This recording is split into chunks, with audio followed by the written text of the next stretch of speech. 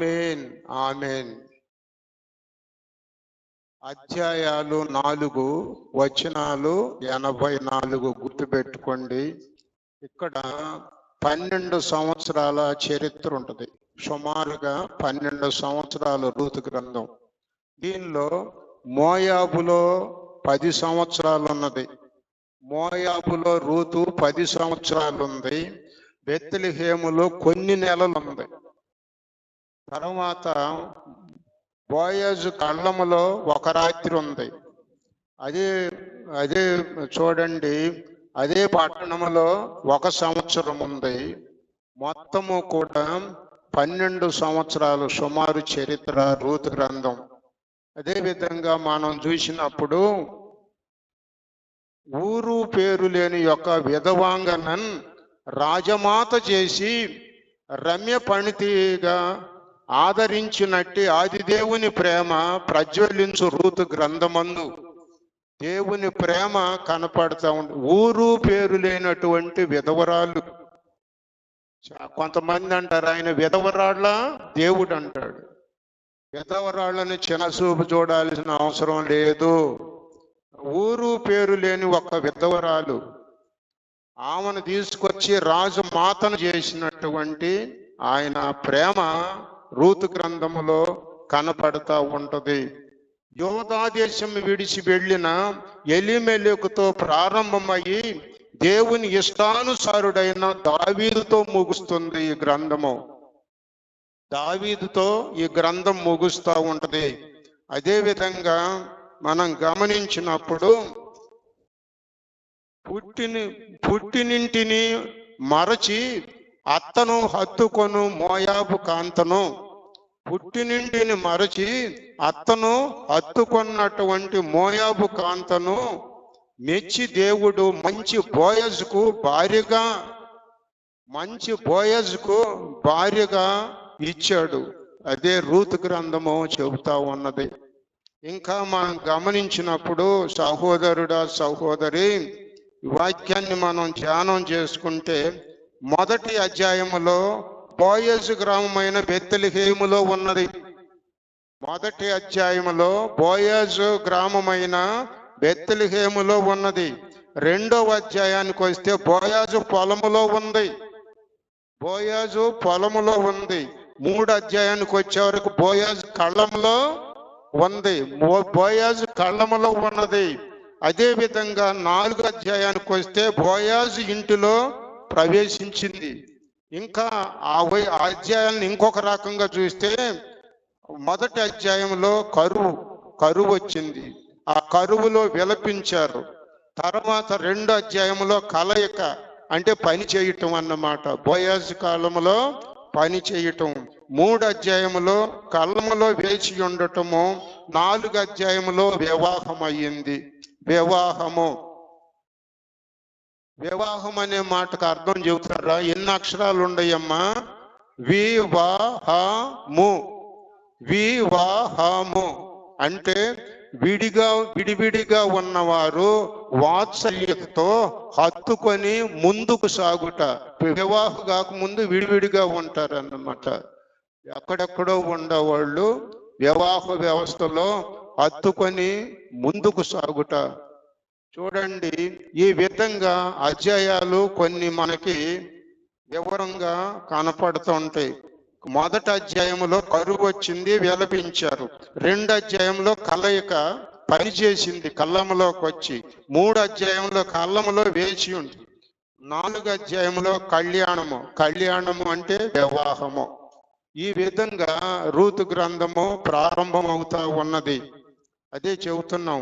ఊరు పేరు లేని యొక్క విధవాంగన్ రాజమాత చేసి రమ్య పణితి ఆదరించినట్టి ఆదిదేవుని ప్రేమ ప్రజ్వలించను రూతు గ్రంథములో మనకు ఆ విధంగా కామనిస్తూ ఉంటది.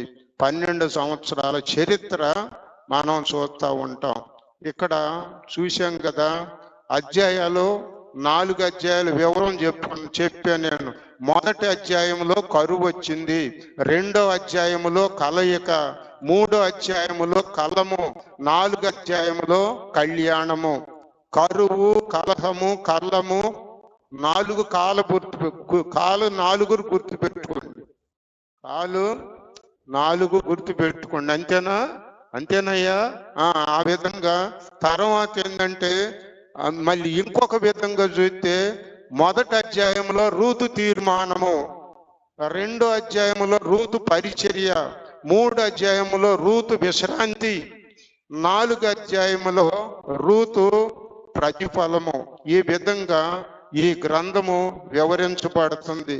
గ్రంథ వివరణకు వస్తే చూడండి, స్త్రీల పేరుతో 2 గ్రంథాలు రాయబడినాయి అని చెప్పుకుంటాం. మొట్టమొదటి ఎస్తేరు. ఎస్తేరు ఎవరు అనుకున్న యూదురాలు అన్యుణ్ణి వివాహం చేసుకుంది. ఎవరిని చేసుకుందమ్మా? అహష్వేరోషు అనే రాజుని.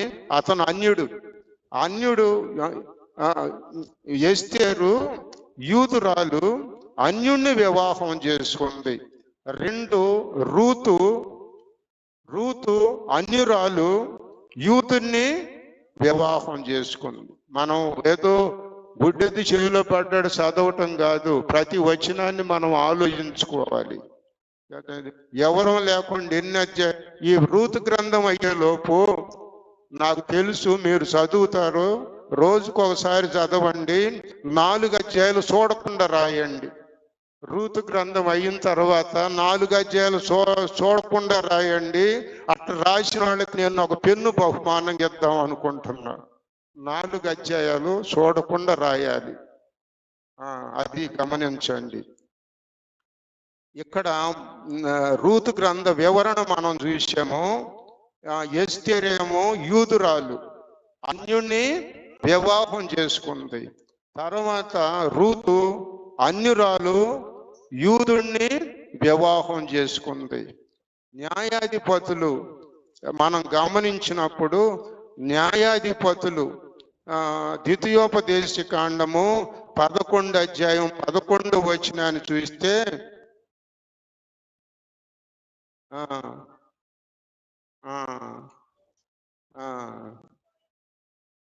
చూడండి, న్యాయాధిపతులు ఏలిన దినములలో దేశములో కరువు కలుగగా యోధా బేత్లెహేము నుండి ఒక మనుషుడు తన భార్యను తన 2 కుమారులను వెంట పెట్టుకొని మోయాబు దేశమున కాపురముండుటకు వెళ్ళెను. వచనం చదువుకుంటున్నాం. దీనిలో మనం చూసినప్పుడు న్యాయాధిపతులు ఏలిన దినాల్లో దేశము కనాను దేశము, ద్వితీయోపదేశ కాండం చెబుతాడు కదా, కనాను దేశము పాలు తేనెలో ప్రవహించే దేశము, నీ దేవుడైన యెహోవా లక్ష్యపెట్టు దేశము, సంవత్సరాది మొదలుకొని సంవత్సరాంతం వరకు ఆయన కనుదృష్టి ఉన్నటువంటి దేశం. న్యాయాధిపతులు ఇష్టానుసారంగా జీవిస్తే కరువు అనేది రావటం జరిగింది. కరువు ఈ విధంగా దేశములో, అంటే కనాను దేశములో కరువు ఆ విధంగా వచ్చి ఆశీర్వదింపబడిన దేశం ఆ విధంగా అయింది. బేత్లెహేము మనం చూసినప్పుడు యెహోషువ గ్రంథము 19 అధ్యాయము 15, 16 వచనాలు మనం చూసినప్పుడు యెహోషువ 19, 15, 16 వచనాలప్పుడు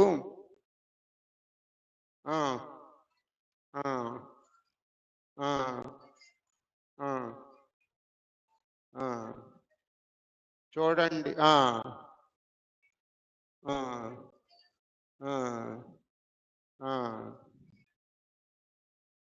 ఇంకొక మాట చూడమ్మా, ఆది కాండము 30:20 చూసినప్పుడు అక్కడ ఒక మాట ఉంది. ఆది కాండం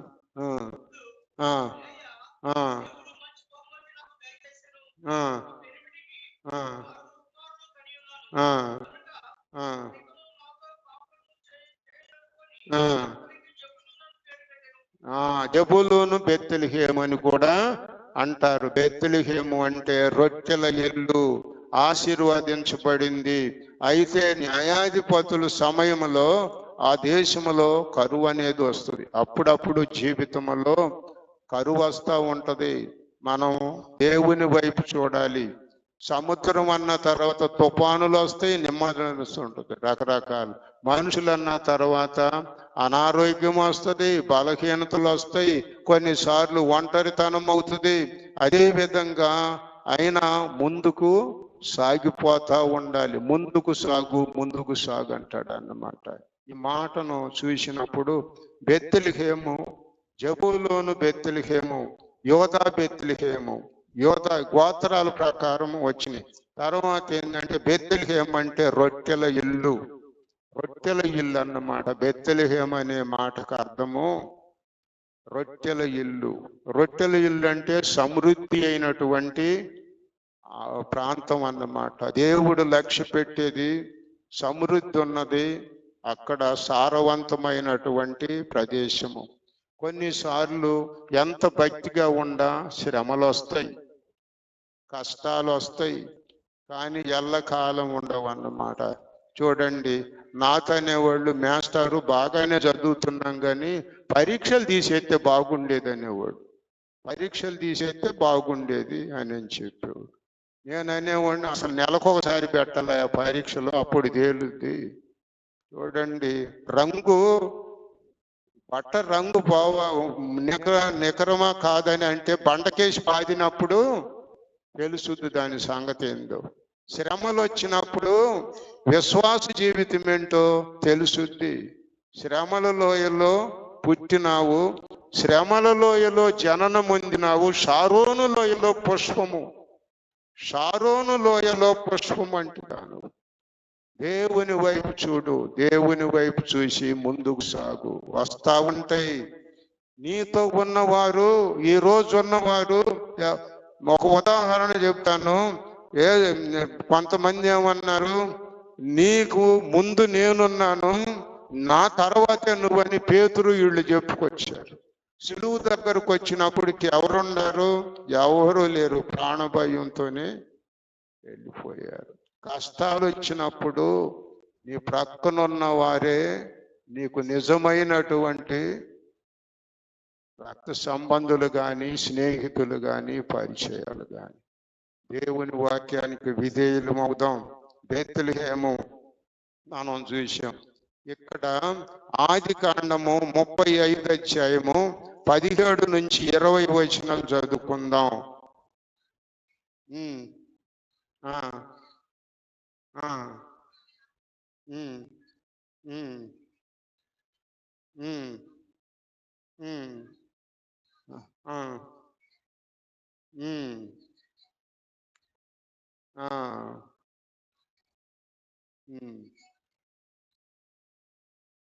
రాహేలు మరణం అక్కడ మనం చూస్తున్నాం. రాహేలు గర్భవతిగా ఉన్నది, నొప్పులు ప్రారంభమైనవి. చూడండి, ప్రసవ నొప్పులు జరుగుతూ ఉంటాయి. గర్భవతి అన్నమాట. రాహేలుని యాకోబు ఎంత ప్రేమించాడో తెలుసా? ఎన్ని సంవత్సరాలు కొలువు చేశాడు.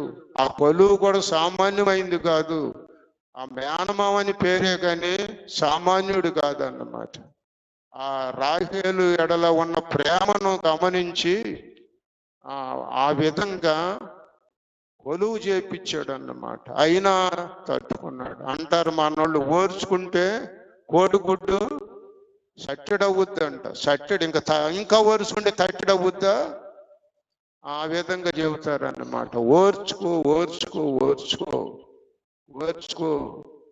చూడండి, కాపురాల్లో కొన్నిసార్లు ఇబ్బందులు వచ్చినా కొంతమంది చెబుతారు, అమ్మ ఓర్చుకో ఓర్చుకో ఓర్చుకో, నువ్వే భాగ్యవంతురాలు అవుతావు, నువ్వే ధన్యురాలు అవుతావు అని చెప్పి చెబుతూ ఉంటారు అన్నమాట. కొంతమంది ఏమంటారు, అసలు ఈ కాపురం నువ్వేమని చేస్తున్నావు, పో పో అని అంటారు. కాపురాలు తీసే బ్యాచ్ ఉంటుంది. దేవుని వాక్యానికి విధేయులు అవుదాం.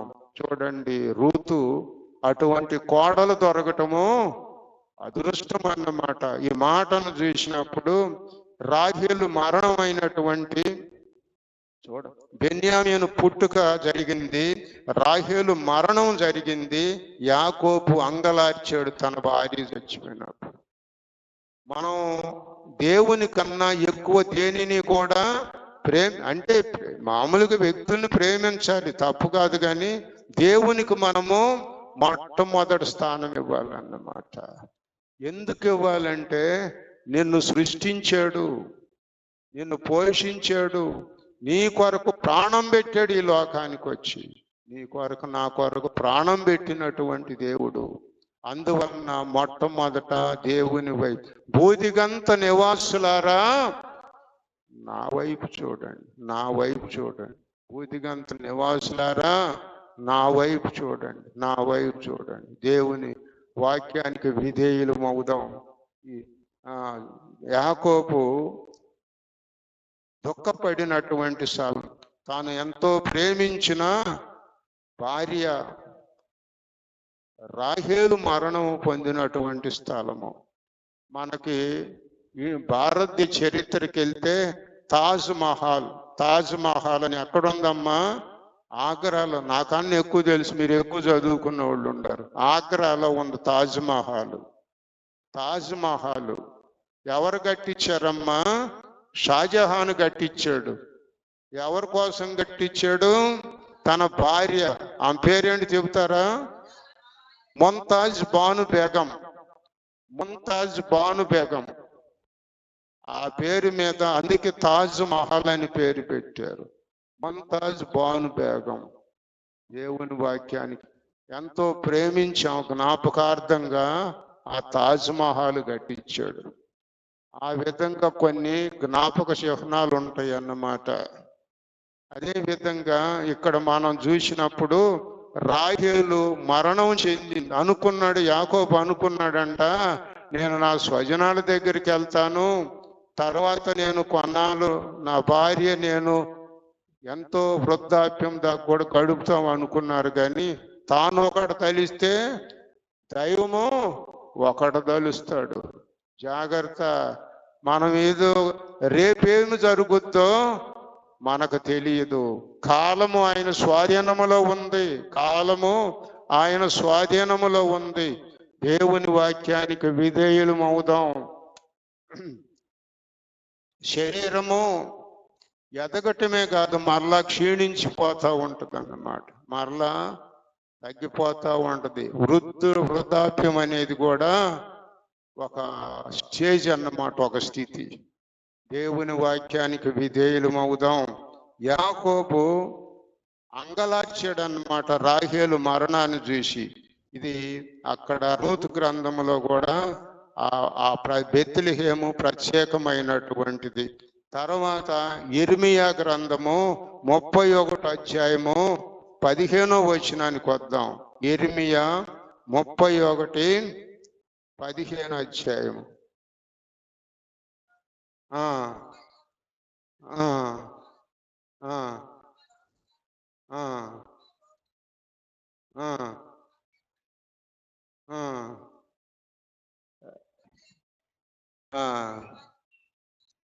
చూడండి, రామాలో అంగలార్పు వినపడుతుంది. రాహేలు తన పిల్లలను గూర్చి ఏడుస్తూ ఉందంట. రాహేలు తన పిల్లలను గూర్చి ఆ ప్రదేశానికి ఆ పేరు పెట్టారన్నమాట. మత్తయి సువార్త 2:5 చూడండి, అక్కడ మనకు కొన్ని విషయాలు తెలుస్తుంటాయి. మత్తయి సువార్త 2వ అధ్యాయం 5వ వచనానికి వస్తే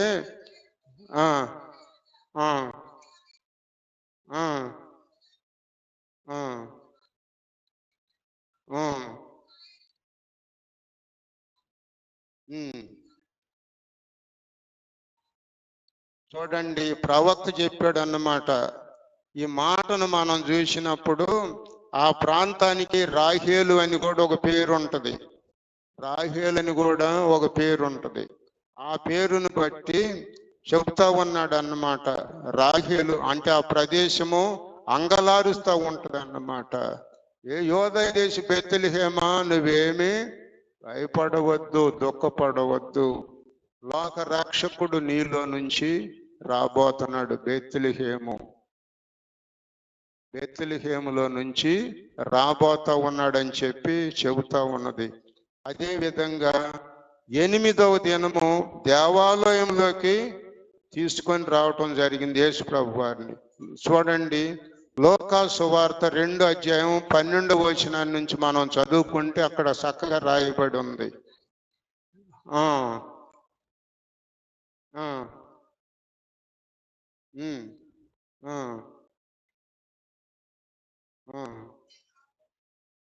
ఆ ఆ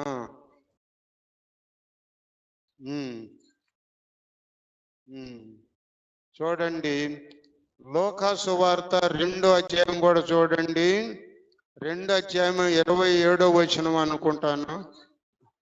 ఆ ఆ ఆ ఆ ఆ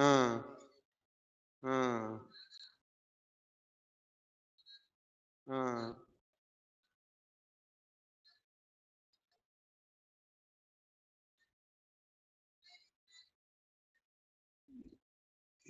ఈ సమయోను వృద్ధుడు దేవాలయములున్నాడు.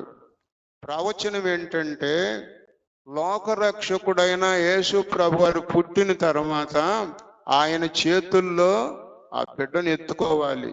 ఆ విధంగా ఎదురు చూస్తా ఉన్నాడు. ఎదురు చూస్తా ఉంటే 8వ దినాన దేవాలయానికి తీసుకొస్తారు. ఆ విధంగా 8వ దినాన యేసు ప్రభు వారిని దేవాలయానికి తీసుకొచ్చారు. తీసుకొచ్చే వారికి సుమయోను ఎదురు చూస్తా ఉన్నాడు. తీసుకురాగానే 2 చేతులు పెట్టి ఆ చేతుల్లోకి తీసుకున్నాడు. ఎంత 8 రోజుల పిల్లాడు. ఈయనేం మహావృద్ధుడు. ఏమంటున్నాడమ్మా? నాద అంటున్నాడు. అందరు అనుకుని ఉంటారు, ఏంటి ఈయన బాధ అనుకొని ఉంటారు. నాదని ఏంటి చిన్నపిల్లని పట్టుకొని నాదని అంటాడని అనుకొని ఉంటారు. కానీ ఆయన నేత్రాలతో చూసినప్పుడు లోక రక్షకుణ్ణి నేను చేతుల్లోకి తీసుకున్నాను, లోక రక్షకుణ్ణి ఎత్తుకున్నాను అని చెప్పి ఆయన చూశాడు అన్నమాట. చూసి ఎకనైనా నీ దాసుని పోనీ అయ్యా, ఎకనైనా నిండు వృద్ధాప్యములో యేసు ప్రభు వారిని తన చేతుల్లో ఎత్తుకున్నాడు. సృష్టికర్త ఆయన. చూడండి, భూమి ఆకాశాలు పట్టజాలనటువంటి దేవుడు ఒక రక్తపు ముద్దలాగా పరిశుద్ధురాలైన కన్యమరియ గర్భములో ఒక రక్తపు ముద్దలాగా ఉండి తగిన సమయంలో ఈ లోకానికి వచ్చిన తర్వాత చూడండి, ప్రవచనాల ప్రకారము యేసు ప్రభు వారు వస్తారని ఎదురు చూస్తూ ఉండరు.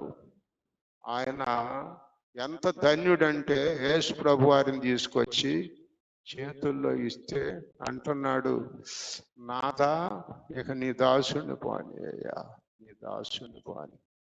ఒకటి, దేవుని సన్నిధిలో మనం ఖచ్చితంగా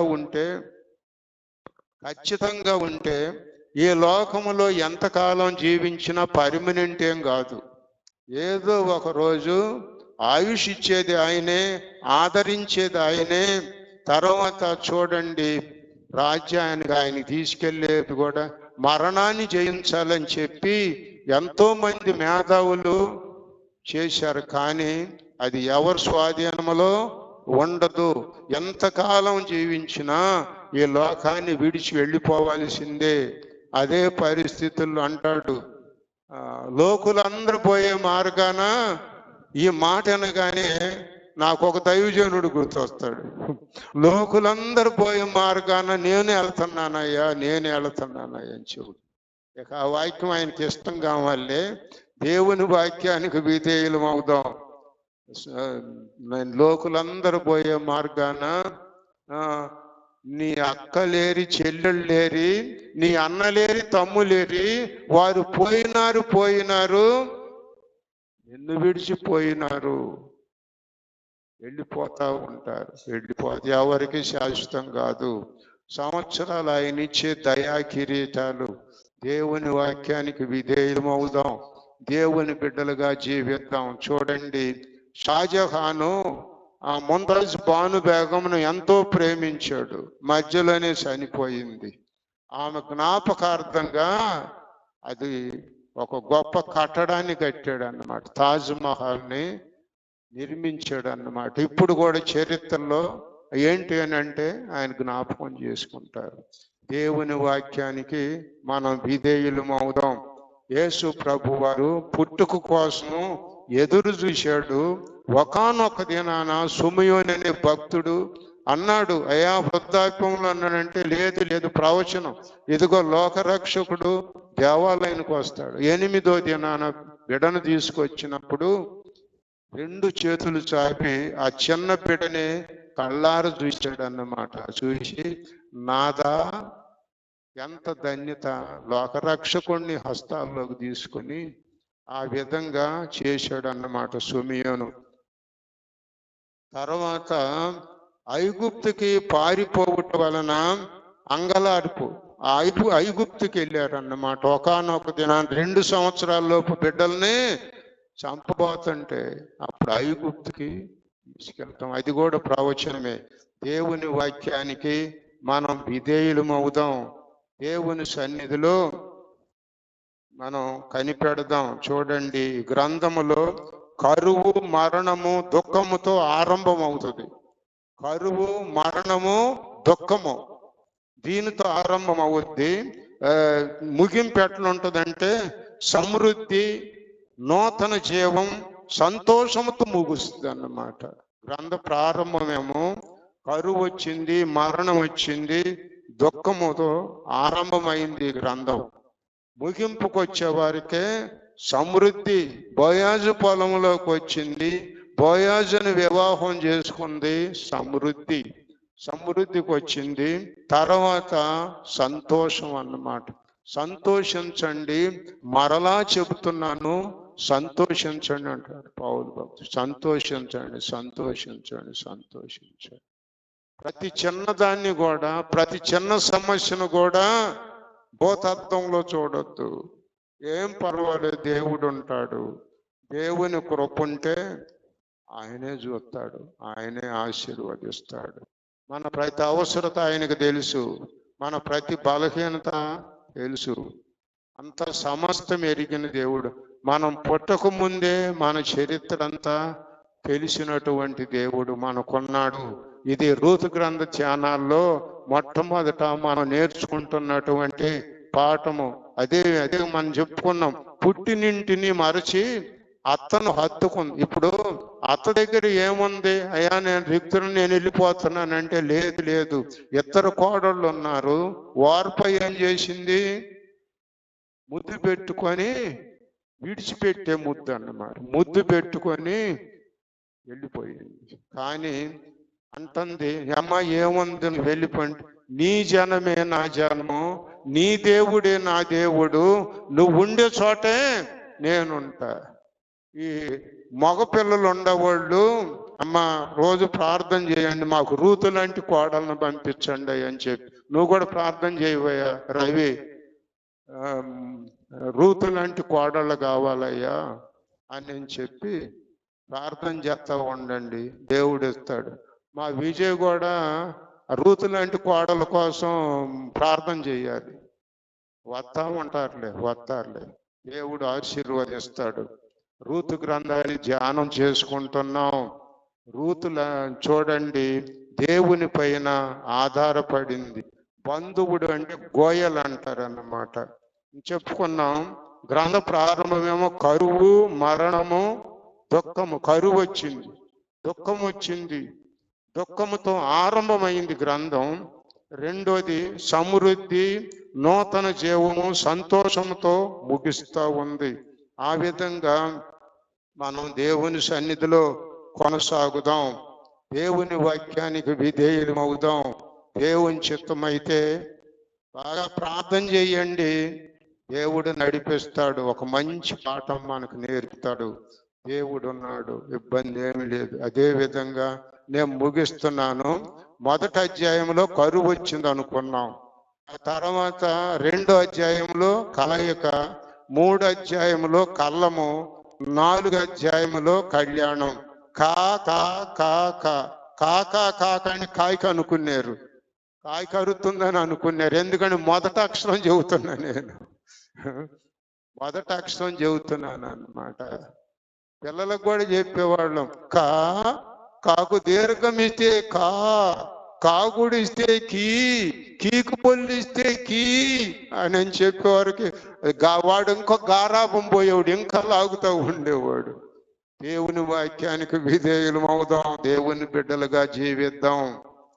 రూతు గ్రంథాన్ని మనం ఈ విధంగా ధ్యానం చేసుకుంటూ మొట్టమొదట రోజుని, ఇప్పుడు పుట్టింటికి ఇక అత్తగారింటికి వచ్చిన తర్వాత పుట్టిల్లు చుట్టాలిల్లు లాగా వెళ్ళాలి, కానీ ఇక అక్కడే నేను ఉంటానంటే అది కుదిరేది కాదు.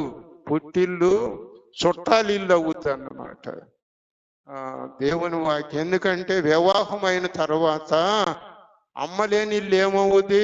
చుట్టాలిల్లు అవు, చుట్టాలిల్లే అవ్వాలి. ఆ విధంగా దేవుని సన్నిధిలో కొనసాగుదాం. మొట్టమొదటి రోజు ఈ గ్రంథాన్ని మనం ముగించుకుంటున్నాం. దేవుని చిత్తమైతే రేపు మరొక వర్తమానంతో మీ ముందుకు వస్తాను. నేను నిలబడాలంటే కేవలం నిలబెట్టేది మీ ప్రార్థన, అంతకన్నా ఏమీ లేదు. మీరు ప్రార్థన చేయండి, దేవుడిని నడిపిస్తాడు, చెబుతాను. అంతేగాని అంతకన్నా ఏమి లేదు, అంతకన్నా ఏమి లేదు, అంతకన్నా ఏమి లేదు. ప్రార్థన చేద్దాం, దేవుని సన్నిధిలో కొనసాగుదాం. దేవుడి కొద్ది మాటలు దీవించి ఆశీర్వదించును గాక. ఆమేన్, ఆమేన్, ఆమేన్.